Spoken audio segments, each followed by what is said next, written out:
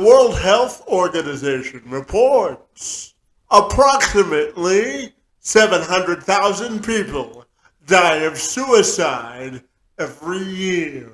Suicide also happens to be the fourth leading cause of death for teens between the ages of 15 and 19. 77% of suicides occur in low to middle income communities. Ian Hill is doing all that he can to bring attention to the need for mental health awareness and suicide prevention. At the age of 56, he is attempting to set a world record as the oldest human to ever play Division I college football. However, it's not to bring attention to himself in pursuit of a dream. This endeavor is all about bringing attention to suicide prevention and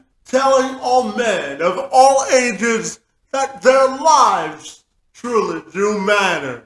Hill's been recognized for his ongoing efforts surrounding this noble cause with both national and provincial rewards in both Canada and the United States. And Hill joined me this week to have an in-depth and important discussion about mental health, suicide prevention, and how he's hoping his pursuit to play football serves as an inspiration to others to know that their entire lives do indeed have value. I'm Kevin McShann. Let's have this conversation.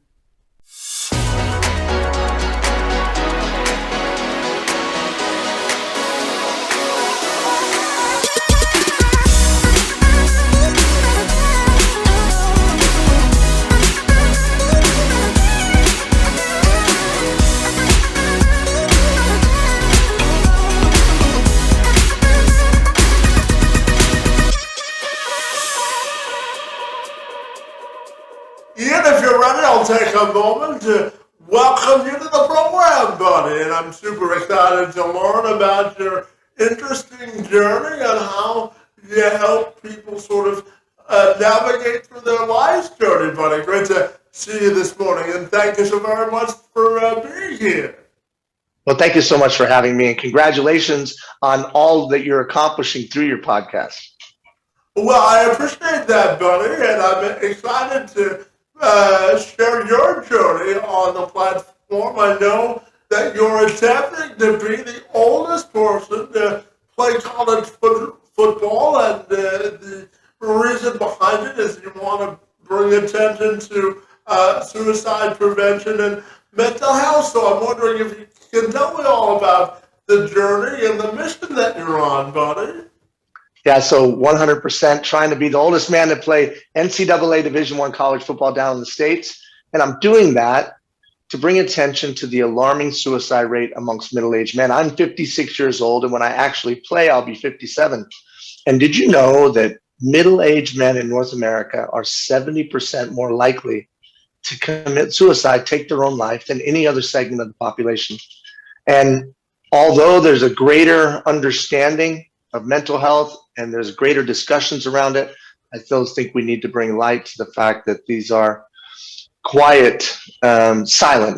silent situations where people are struggling in depression and other circumstances and situations, and we just want to bring it forward and bring it to light so that people feel comfortable about the conversation and, most importantly, seeking help.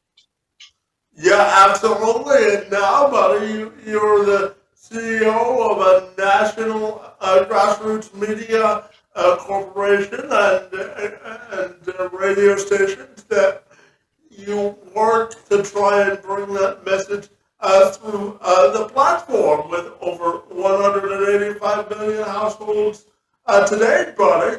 So tell me about the grassroots effort and the network as well. I'm fascinated. Well, I'll tell you that the National Grassroots Media Corporation which is a connected TV or digital television and radio platforms. It really started in my journey across Canada. I've been from Shashashi, Labrador to, Hay River in the Northwest Territories, from Port Alberni, BC to Crystal Beach, Ontario, and all points in between across Canada. And it was my rural experience in Canada, in communities all across the country, that touched me.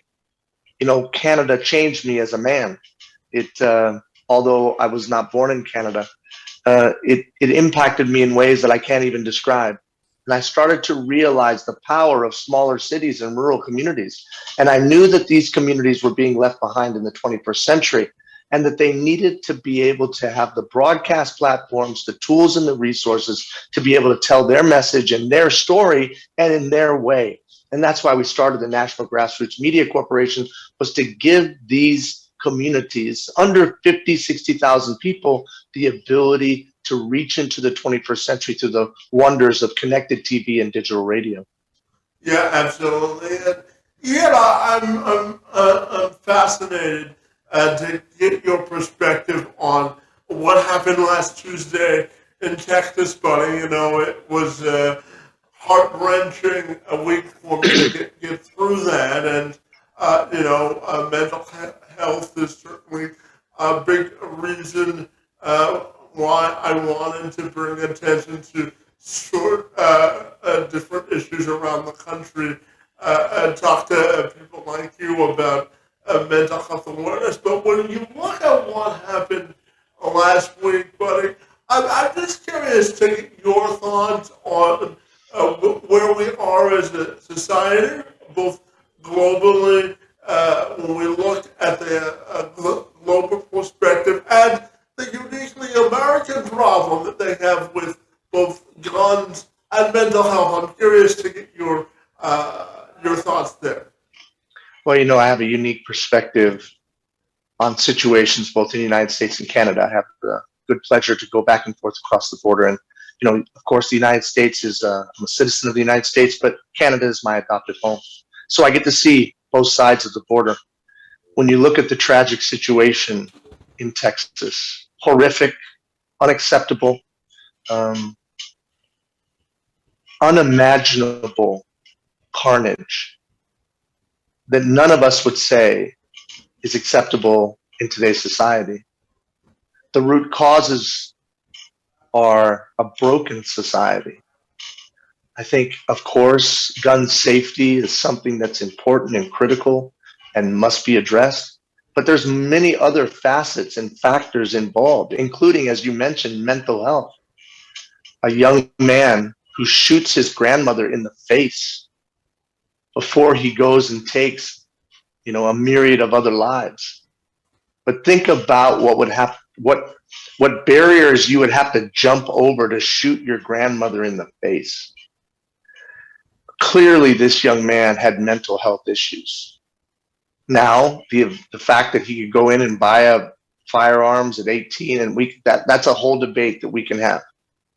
But specifically around the mental health side, we must, as a society, make an all-out commitment to helping people as they struggle through making it through these incredibly unprecedented times. So I think multifaceted issues take multi-pronged solutions. Gun safety is a part of it. I love the United States of America. It's the country that gave me freedom. But the United States of America kills kids better than any other country in the world. And that's unacceptable. I also believe in the right for people to have firearms and protect themselves. So I don't think it's one or the other. I think we can have both. The technologies are available to improve safety. Certainly background checks and things of that nature are critical. So I think it's a multifaceted issue that takes a multi-pronged solution. Yeah, absolutely. And, you're also known for your humanitarian efforts with Let Them Be Kids, which is, so tell me about the initiative. I know it's the first of its kind initiative, which builds playgrounds in areas of extreme need. So Tell me about it. Well, you know what? Let them be kids in Canada are just deeply intertwined. 168 playgrounds, skate parks, and fitness parks across Canada. And Windsor, in fact, at an elementary school near the Priest Bridge, there is a Let Them Be Kids playground. Tens of thousands of volunteers all across Canada came together, and we built playgrounds, and we built skate parks, and we built the fitness parks. But it wasn't really just about the playgrounds. It was about regular people coming together and doing something to build their community, build community capacity, build community resiliency, and most importantly, connect with one another. You know, the tragedy that we were just talking about, the evil that we saw on display in Texas, and the evil, frankly, that we see on display across North America, around the world.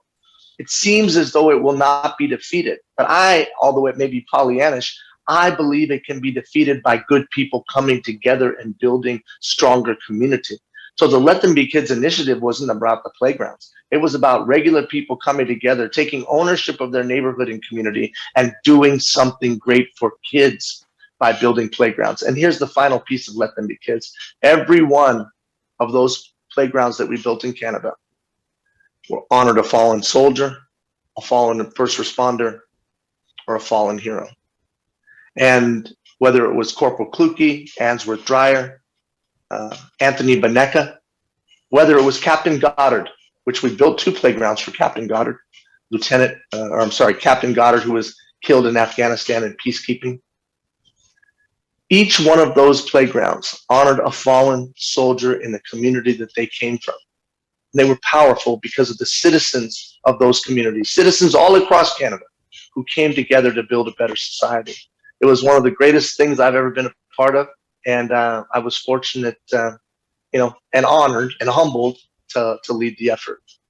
Yeah, absolutely. And when we look at mental health awareness on a more broader scale, why do you think average people should be concerned with it, and why is it such an important initiative for you?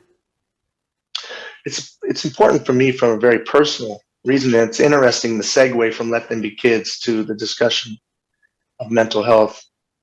Alder Flats, Alberta, it's a little community of 100. We had donated and helped them build a playground in their small community. And I was just a volunteer. I was the president and CEO and the founder of Let Them Be Kids, but a volunteer. And Alder Flats was very grateful for our help in their community. And they sent in a nomination and nominated me as the Social Innovator of the Year to the Prime Minister, at the time, Stephen Harper. And they filled out the application, they sent it in, and then I was notified by the PM's office that I had been nominated Social Innovator of the Year in Canada. Tremendous. A week later, I walked downstairs and told my family that I wanted to take my own life. Sorry. Because I didn't feel worthy. I didn't feel like I had value.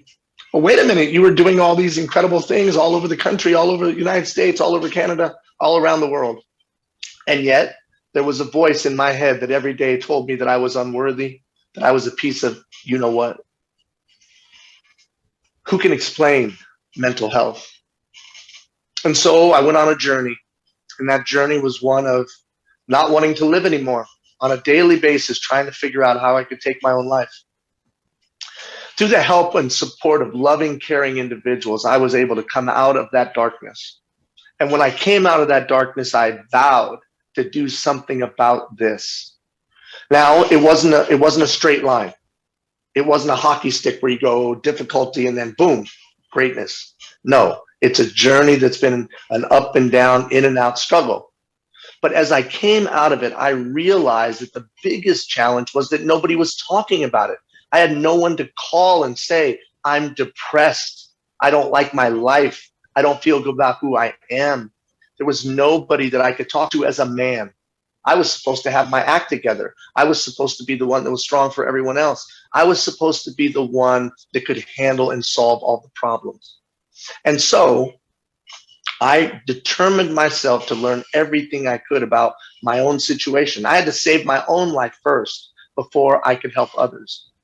and through the kindness and generosity and support of many, I've been able to navigate through. And then I determined myself that we would do something about it. And that's why we launched this Season to Save a Life.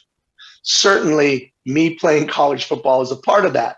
It's just to prove that you can have mental barriers like I have, depression and other challenges, and still thrive, and still be a productive, contributing member of society that can do world records. But that's only one of the components.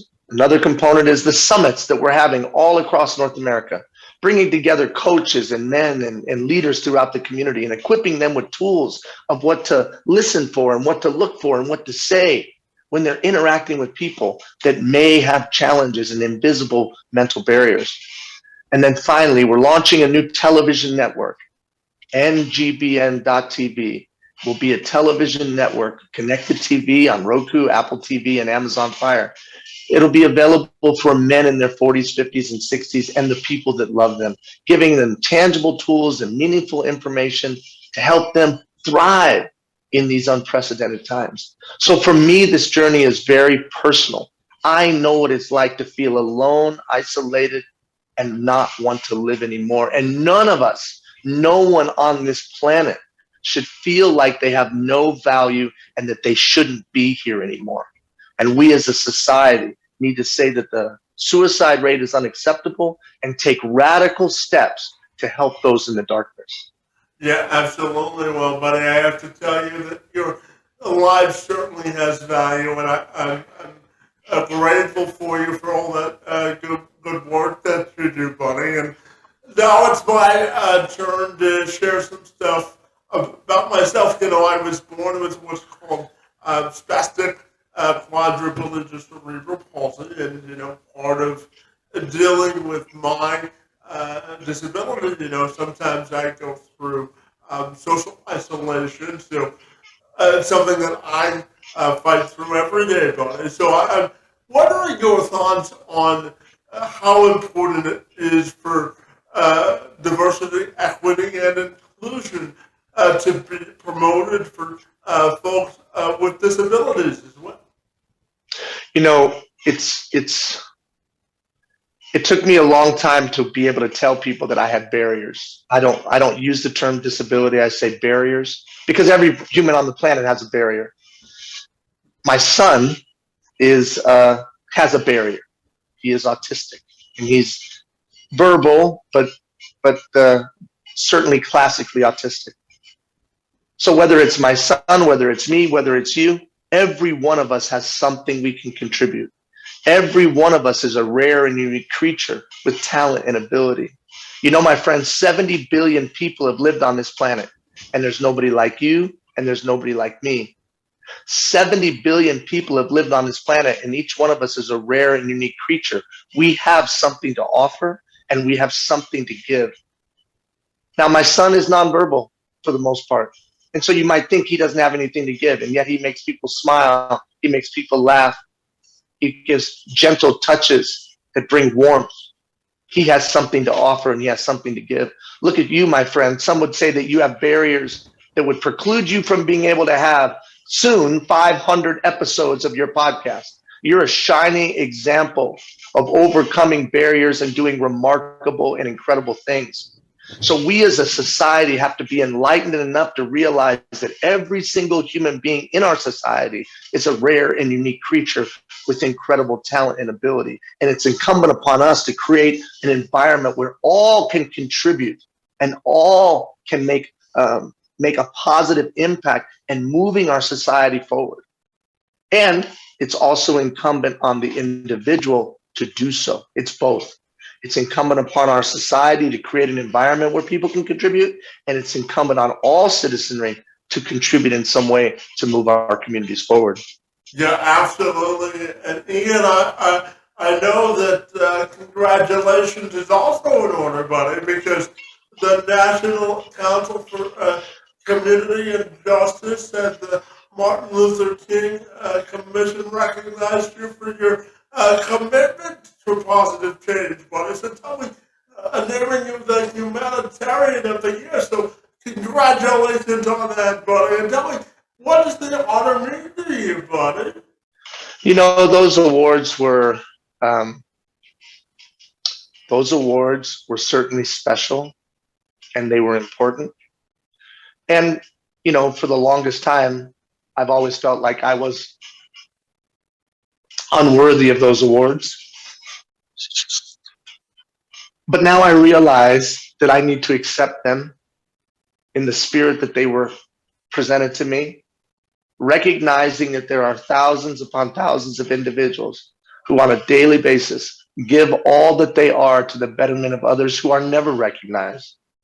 When I came out of my darkness, I call it my journey in the darkness, I committed myself to amplifying other people. You know, there's teachers, nurses, social workers, recreation professionals, individuals who volunteer for Girl Guides, minor hockey, whatever it might be. They're the heroes of Canada. They're the heroes of the United States. They're the ones that should be recognized and applauded on a daily basis. They sacrificially give to others, and that's nothing in return. And frankly, they're the people that help build the communities of the 21st century, and they're the ones to be celebrated. So yes, honored to be recognized, but also realize that I'm a small, there are hundreds and thousands of others. Grant White, the mayor of Twillingate, Newfoundland, Linda Alonzi, the principal at St. Charles Garnier School in downtown Toronto. And I could name many, Tim Carson out in Alberta, making a significant difference in rural communities. Sandy James in Vancouver. These are names that your listeners and viewers may not know, but I'm telling you, heroes across Canada, heroes of Canada, regular people working their tails off every day to lighten the burden of their fellow man. Yeah, absolutely. We have to pay homage to everybody making a difference here. And tell me, what does it mean to you to celebrate life? You know, the gift that I was given was a second chance. 132 people today will take their own life in the United States. I don't know the number in Canada, and I'll find that out. 3,287 will attempt to take their own life. For whatever reason, I've been given a second chance. And I'm resolved to use that second chance to amplify others, to shine a light back on the path that I have walked on, to help people through their journey, and to finally prove that all things are possible and achievable to those who believe that it can be. And that's the mission that we're on with this Season to Save a Life initiative. To try to be the oldest man to play college football. It has nothing to do with trying to be the oldest man to play college football. It just has to do with proving that people can make it and they can overcome their challenges and barriers and do the seemingly impossible. Just like you have done. Frankly, just like you have done with this show, and proving that regardless of what barrier you might face in life, you can reach the heights of any profession. Yeah, absolutely. You know, I always say that everyone's portrait of success is different, isn't it? Yeah. And you know, I think it's defined really by, you know, Pericles, the great Athenian statesman, said, greatness was defined by what we leave in other people's hearts, not defined by monuments and statues. Our legacy resides in other people's hearts. And whether you with this podcast and all of your listeners and viewers and those that you interview and you're bringing hope and inspiration and tangible tools, or by going and playing college football and people say, wow, if that crazy guy can overcome his challenges, I can overcome mine. Either way, all can contribute in some way to leaving a legacy to the next generation. Yeah, absolutely. And Ian, you've mentioned it a couple of times that Canada is your adopted home, and you've even spent some time in my neck of the woods in winter. So tell me, what do you love most about Canada, and what do you remember the most fondly about your time in Windsor? You know, I'll tell you, Canada changed my life. Canada changed me as a man. Canada taught me that you can have pride in a country and not be an arrogant jerk. Canada taught me what strength really is. Canada taught me what masculinity really is. Canada taught me how to love and be loved. Canada changed my life.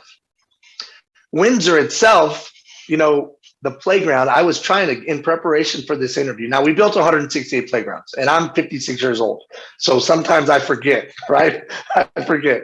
I know it was at an elementary school, and it was very, very close to the Peace Bridge. The people were kind and friendly and hospitable, and I had a wonderful time in Windsor.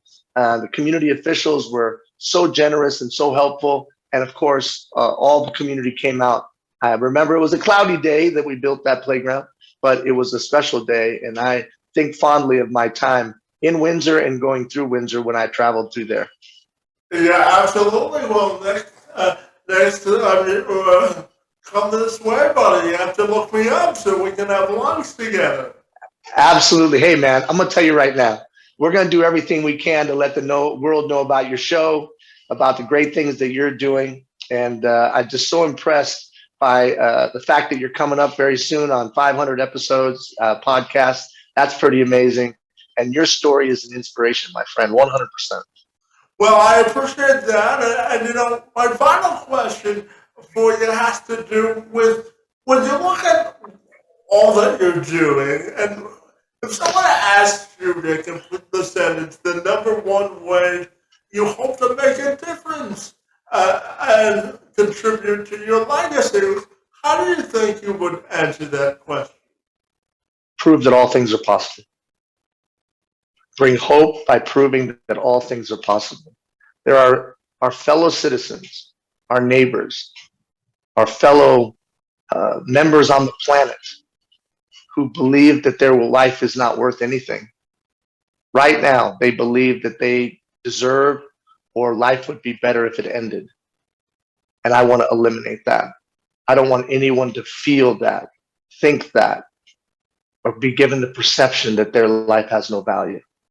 And this effort to play college football has nothing to do with football. It has to do with helping people see their value by me saying, I'm going to do the impossible because I love you and I believe that you have value and worth. So every training session, every sprint, every weight lift, every ball that I snap, and every play that I'll play in college will be for those individuals who feel, who have been told, or life circumstances send the message that they're pieces of crap and they have no value or worth. That's a lie, because you have value and worth. If you feel that way right now, you can go to seasontosavealife.org, seasontosavealife.org. Through our partner organizations, there's tools and resources. And I put myself out there and say this: if you want to talk, I'm no expert. I just say that up front. I'm no expert and I'm still working through my stuff. But if you want to talk to me, simple, 775-298-1014. 775-298-1014. 775-298-1014. I got you. And we're going to walk with you. And we don't want anyone to feel alone or that they have no worth or value, because you're a rare and unique creature. That's it, my friend. Yeah, absolutely. Well, I hope this conversation allows people to know that there are bridges of connection that it can reach out to. And I want to wish you the best of luck on your mission and the value that you bring to the discussion on mental health, buddy. Your time and energy and the space and time on my behalf, buddy, is most appreciated, Ian, and I want to thank you for being here this afternoon. Thank you, sir, and thank you for all you're doing to prove that all things are possible. Awesome show.